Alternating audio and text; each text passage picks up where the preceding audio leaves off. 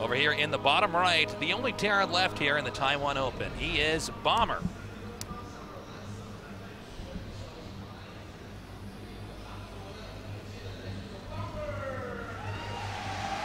Wow, a lot of cheering here for Bomber. Oh, he's always a fan favorite anywhere he goes.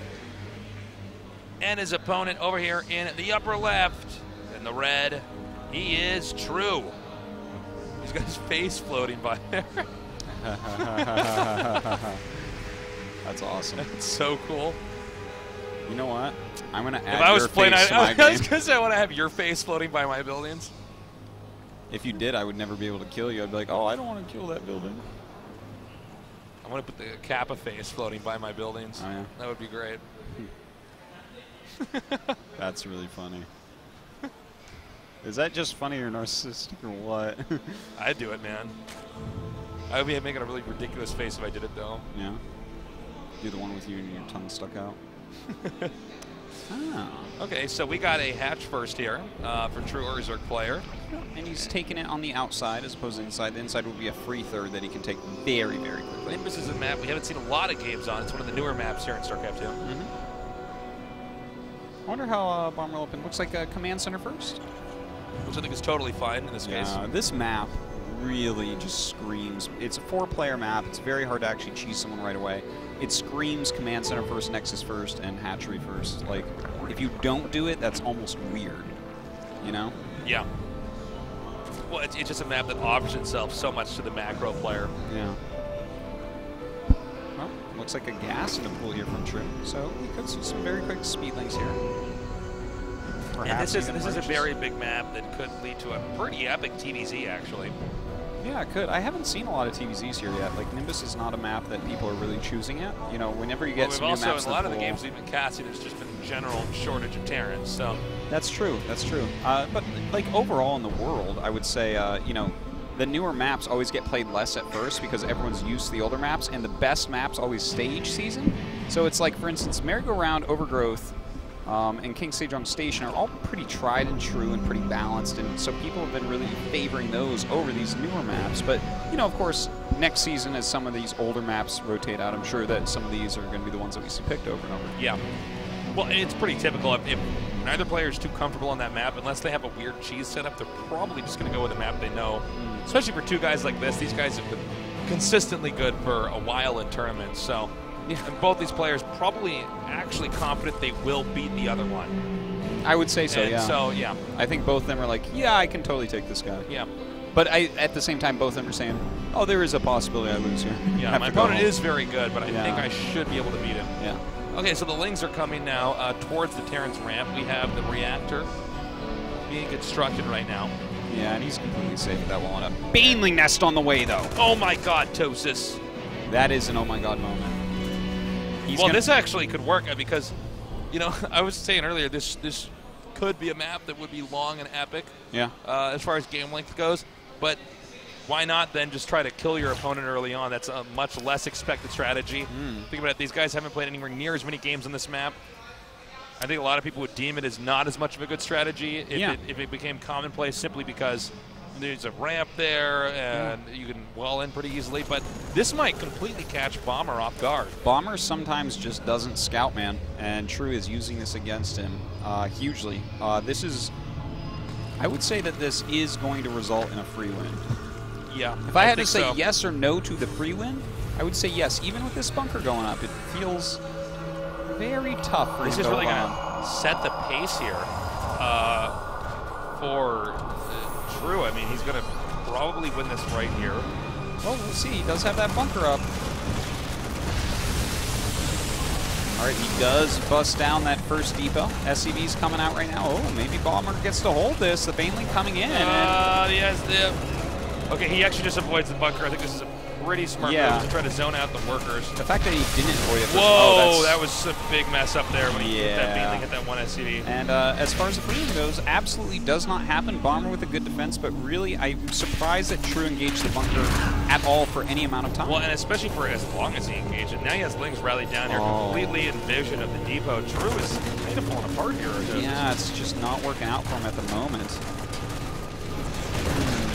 And yeah, I mean, now Bomber has 3 command centers, right? He's making a siege tank. This rush is done. It's really not done enough either, so Bomber has a pretty significant lead here, and I'm sure Terran players all over are rejoicing.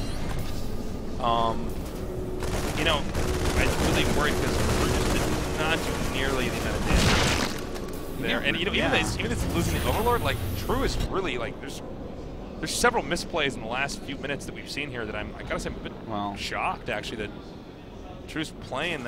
If you told me he was like playing this. well, I'd tell you he was false. Tosis. Your puns. I mean, from here, Bomber. Is that a 4th command? Yeah, that is. When is you're it? ahead, Yeah, get more ahead. yeah. Well, I guess he's decided True is so behind. It's not like True can do any kind of timing attack to hurt him. Yeah. They are in cross spots, so maybe Bomber's not as confident with an immediate follow-up attack.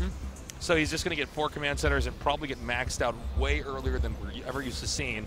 Yeah. And just win from there. Just stay on top of the Zerg from there. You know, it's a good strategy. It seems like he's really thought everything out, and he's pretty much good to go. Like, this is going to be a very late medevac, but what Bomber, in my opinion, is best at is not necessarily the non-stop multitasking drop harassment. It's more of a parade push, and when you're going for more of a parade push, you don't necessarily need your medevacs as quickly, but what you do need to do is super power up so that you can get a ton of Raxes and just endless flowing Marines. So that's exactly what we see him doing here. I think we're just going to see a relentless push coming out of him relatively soon. Okay. Confident Bomber can take this. Oh yeah, if they both played perfectly, well, first we'd see if True won, this would be an imbalanced game. Because then apparently perfect play from behind makes Zerg win. Apparently you're allowed to try to cheese and fail and be like, oh, that's fine, I'll just go back and make drones. So we have the Spire on the way now. And Burrow. And you know what? Burrow is probably the best upgrade for Zerg when you're behind. Yeah. Because, you know, 1 or 2 Baneling landmines that wipe out some of the Terran army. There you go, you're back in this. And you know what? He's making a big clutch of Zerglings as well, so he's going to be able to maybe cut off reinforcements and lay some Baneling landmines, and that would be a great way to get back into the game. That's a lot of Zerglings he's making, and he is going up to 4 bases as well, so this is pretty cool. We'll see. I really like what True's doing to try to get back right into this game. Okay, we're going to get the Terran presence here on the map. He's going to start pushing out. And Bomber, I think out of all the Terrans we cast, is probably the best at just reinforcing this endlessly. It's just this endless stream of Marines slowly forming together in this giant Marine blob in the middle of the map. He's going to push out here. It looks like he wants to see if he can't force a cancel. That would be pretty big, right? I'm a little bit surprised he's sitting this all the way and not having anything else with it, considering that there are Banelings on the map and there's nothing. There's no medevac here to pick this up or anything. He's got 1-1 in stim, man. It looks like he might. I don't think it's. I don't. Oh my God, that was really good targeting. Yeah, very well done. Wow, backs right up. God, those 1-1 upgrades. Are you upgrades. kidding me? Dude, those 1-1 upgrades, absolute insanity Now, here.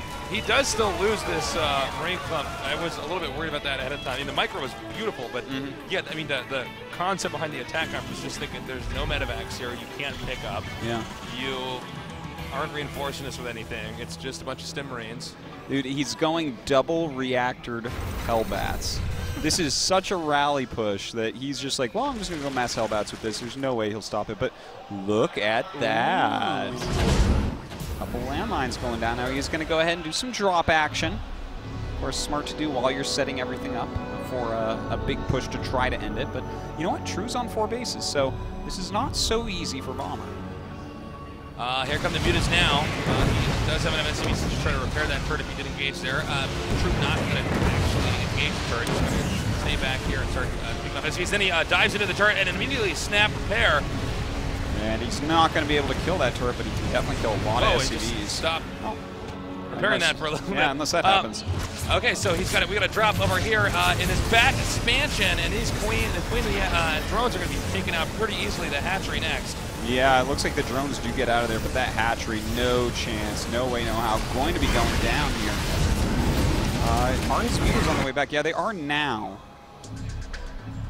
And you know what? He killed a good amount of SCVs, to be fair. But this drop continuing to try to do some damage from bottom. Okay, another drop over here. Bomber is everywhere right now. True taking a lot of damage. I don't know if he's going to be able to recuperate.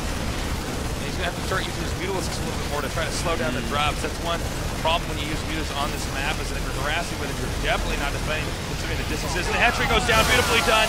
Wow, loses 2 hatcheries, Tasteless, and he's only killed a couple medevacs. Did he get the other 2? No, they're flying home.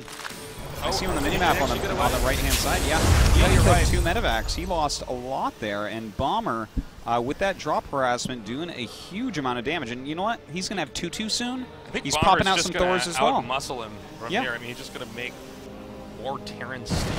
Yeah, look at this. Push across the map. I mean, you can see the Mutas going here to try to harass, but the turrets are just buying way too much time. The Stim Marines can come up over here. Well, he's actually going to go after these Stim Marines, realizing there's not as many. He's going ham, actually, on this base. Yeah, seriously. We do have more factories out now for Bomber. He's actually really going for a heavy amount of Firebats.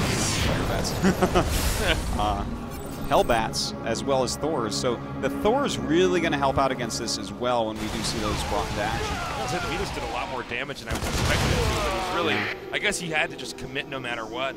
And Bomber did not have the perfect defense back there to hold that, so the Mutas did a good amount of damage. He's going to regroup them now. Oh! Whoa! And huge attack. I think there's a not enough Marines in there. He could kill that. Yeah, he could kill that. They don't have 2-2 yet either, so oh well, he doesn't quite get too cautious. Nice snipe though on the medevac. That was really cool. Yeah. All right, so 2-2's done now. Indeed it is. You know what? True doesn't have upgrades, does he? I think is you're he right. playing 0-0 against 2-2? Yeah. Is there any way to win that even with? I think he skipped it in the hopes that Bomber would way overextend and he'd squash the army. But yeah, you know, Bomber's units are just going to be too strong after a while.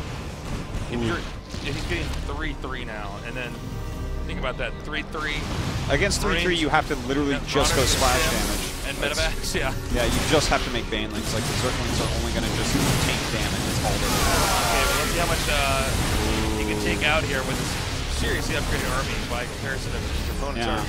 Well, True has more supply, so I guess that's good.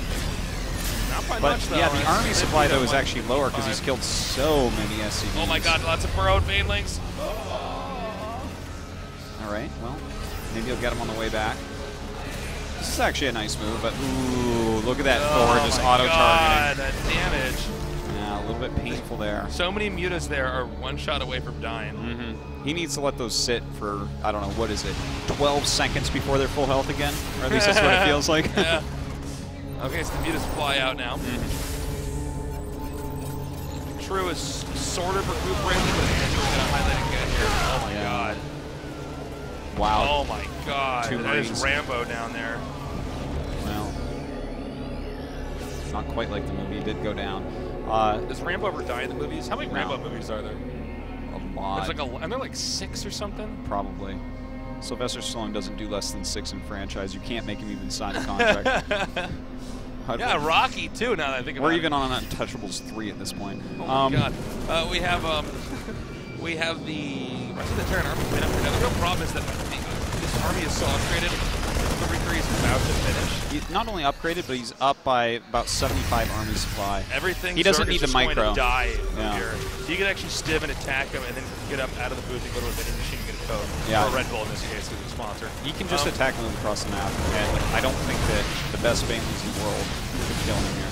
I think even if he had these 6-player armies, more Banelings, jump over cliffs and stuff like that. Yeah. I think he still loses there. Yeah, I think he needs a power overwhelming cheat to win this battle. Okay, and everything Zerg. Or actually, he just flanks and kills everything with Banelings. I don't. Still does because everything Zerg should still die here with these upgrades. Wow. Upgrades are good.